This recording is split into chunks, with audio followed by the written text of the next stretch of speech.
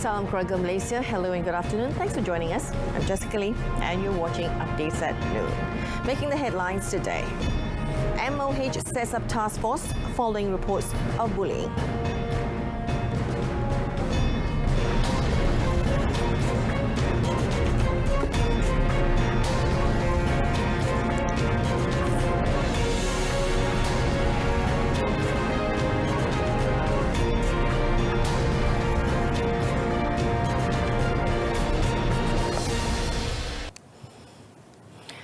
Yang di-Pertuan Agong Al-Sultan Abdullah Riyatuddin Al-Mustafa Bilal Shah has expressed his condolences to the family of the President of the United Arab Emirates or UAE and the ruler of Abu Dhabi, His Highness Sheikh Khalifa bin Zayed Al Nahyan, who passed away yesterday. His Majesty also expressed sadness over Sheikh Khalifa's passing and hope that his family will remain patient and resilient in coping with the loss. According to a post on the Istana Negara's Facebook page, His Majesty prays for his soul to be blessed and placed among the righteous. Following the news of the death of Sheikh Khalifa, Al-Sultan Abdullah contacted Abu Dhabi Crown Prince Sheikh Mohammed bin Zayed Al Nahyan by phone to personally convey his condolences to him and his family. According to the post, His Majesty and Sheikh Mohammed became friends at the Royal Sandhurst Military Academy in 1978 and 1979, and the close friendship between the two leaders has remained to this day. At the personal invitation of Sheikh Mohammed, His Majesty also agreed to leave for Abu Dhabi tomorrow to join other heads of state to pay their last respects to Sheikh Khalifa. The ceremony for paying last respects to Sheikh Khalifa is scheduled to be held for 3 days beginning today. Prime Minister Datuk Seri Ismail Sabri Yaakob has also conveyed his condolences to the UAE Vice President and Prime Minister Sheikh Mohammed bin Rashid Al Maktoum and the UAE people on the death of Sheikh Khalifa. In a post on his Facebook account, Datuk Seri Ismail Sabri said he was sad to hear news on the passing of Sheikh Khalifa, as he was a visionary leader who had contributed a lot to the development and prosperity of the UAE. He says Sheikh Khalifa's achievements, wisdom and generosity had benefited the people of UAE and all Muslims, adding Malaysia greatly appreciated the noble contributions of Sheikh Khalifa in strengthening ties between the two countries. Media reports said Sheikh Khalifa, who had been ruling since 2004, died at the age of 73 yesterday after battling illness for several years. US President Joe Biden on Friday promised a long-term commitment to Southeast Asia in the face of China's growing clout as he met regional leaders for a first summit in Washington. Now, Biden laid out $150 million in new initiatives and announced plans for the first full U.S. ambassador to the Association of Southeast Asian Nations in more than 5 years. Biden told ASEAN leaders that he would nominate Johannes Abraham, the chief staff of the National Security Council and a key aide during the presidential transition, as ambassador to ASEAN Secretariat in Jakarta. The Biden administration is hoping to demonstrate a sustained interest in Southeast Asia after months focused on repelling Russia's invasion of Ukraine. The latest package for ASEAN includes initiatives to back green energy and maritime security, with the U.S. Coast Guard to deploy a cutter in Southeast Asia to help fight illegal fishing and other crimes. Discussions have covered a broad range of critical issues, including working together to keep up the fight against COVID-19, to take climate action, pursue a clean energy future, build a sustainable, high-standard infrastructure, and to expand access to education, enhance maritime cooperation, and the breadth of our discussions reflect just how vital the Indo-Pacific and ASEAN region are to the United States of America from our perspective. Meanwhile, Vice President Kamala Harris, meeting ASEAN leaders for a working lunch, said the administration recognizes the vital strategic importance of ASEAN, adding that the United States will be present and continue to be engaged in Southeast Asia for generations to come. The Health Ministry, or MOH, has set up an independent body named the Healthcare Work Culture Improvement Task Force, or HWCITF, following claims of bullying and mental stress among health workers, including graduate medical officers or PPS. Now, former Secretary General of the Science, Technology and Innovation Ministry, Professor Dato Dr. Siti Hamisa Tafsir, will lead the task force that also comprises 8 other professionals and experts. Health Minister Kari Jamaluddin in a statement said the setting up of the task force comes on the heels of a Penang hospital houseman death recently, in addition to complaints of bullying and mental stress faced not only by medical officers, but also health service workers in general. Now, Kari said the scope and terms of the special task force covered aspects of work culture as well as human resource management of health staff to ensure the delivery of quality and professional services. The task force will be tasked with analysing and evaluating work culture, human resource management of health service staff, graduate medical officers in particular. HWCITF will also propose the appointment of relevant consultants to the MOH for the purpose of supporting the task force's functions and roles if needed, as well as to conduct relevant research and analysis. It will also prepare evaluation reports as well as recommendations to improve work culture and human resource management of health service staff in general, and PPS specifically to be presented to the Health Minister within 2 months from the date of its establishment. On another matter, Kari said the Health Ministry will be supplying at least 3,000 Paxlovid courses in preparation to treat pilgrims if they contracted COVID-19 while performing the Hajj.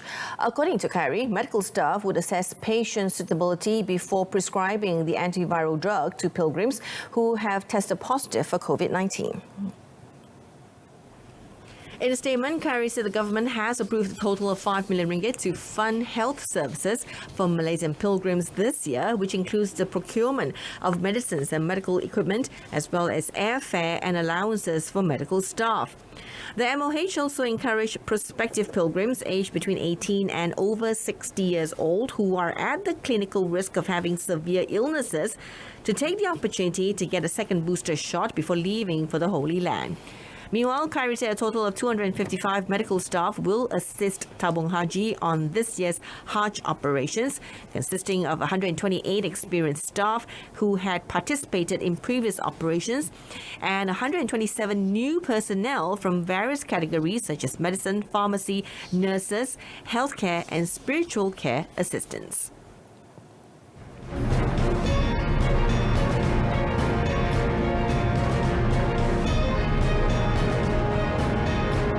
Coming up next, man detained for suspected involvement in used cooking oil syndicate. The food traders in Malacca have been warned not to use the influx of tourists in the state as an excuse to increase food prices. Malacca Director of the Ministry of Domestic Trade and Consumer Affairs, Norina Jaffa, said her office had been receiving complaints over unreasonable price increases at several restaurants in Aikaro. Now, following which she said inspections had been conducted and notices issued to the affected restaurant operators. She said checks found that traders had increased the price of food by 2 or 3 ringgit, and the reasons given were the higher cost of raw materials and to cover the losses they suffered for 2 years due to the COVID-19 pandemic. She said there was a slight increase in the price of raw materials, but it is still under control.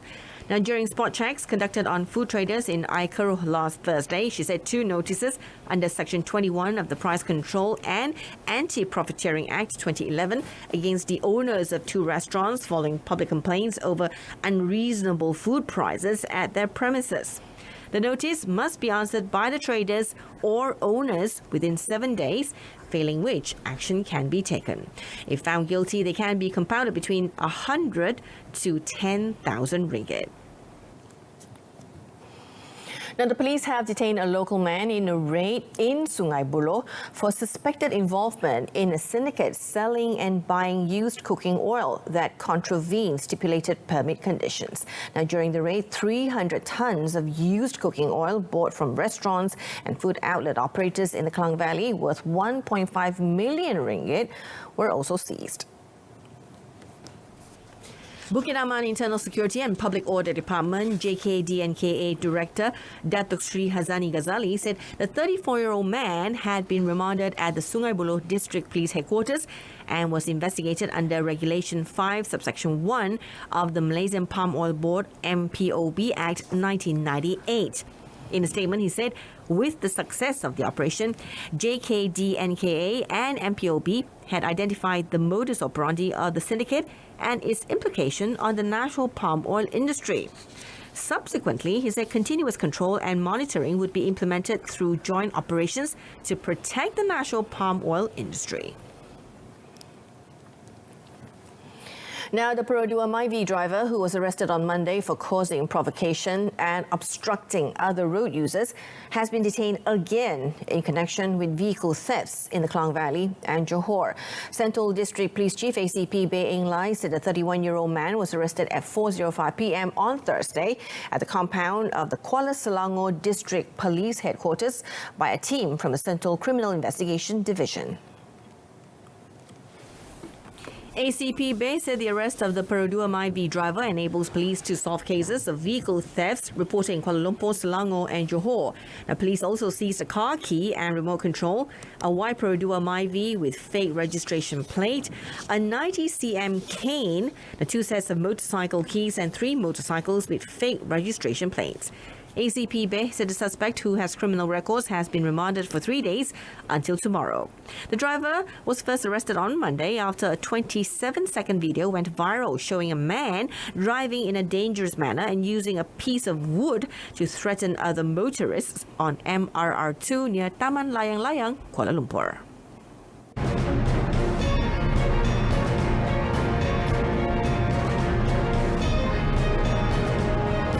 In sport, national bodybuilders flex muscles to silver and bronze.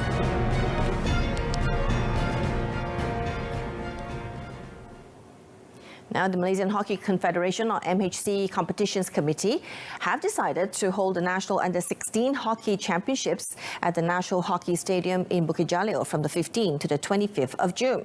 Now, this marks the return of the tournament, which features both the boys and girls teams after a 2-year hiatus due to the COVID-19 pandemic. MHC Competitions Committee Chairman Datuk Sri Dr. Aniljit Singh said the decision was made after obtaining the approval of the Ministry of Education, or MOE, as the country had now entered the endemic phase. According to him, the matter was agreed by the MOE, and the MOE would fully bear the expenses for the 28 teams in each state, involving 14 boys and 14 girls teams, including from Sabah and Sarawak. Datuk Sri Dr. Anil said the MHC would inform the teams of the Standard Operating Procedures, or SOP, and competition format in stages, adding that for now the rules state all players must have been fully vaccinated. An update on the SEA Games. National bodybuilders delivered a silver and a bronze as the sport made a comeback after a 9-year lapse at the 31st SEA Games. The newcomer, Azri Asmat Sefri, 29, was a surprise medal winner after finishing second in the men's 55 kilograms on the first day of the competition at the Hanoi Sports Training and Competition Centre.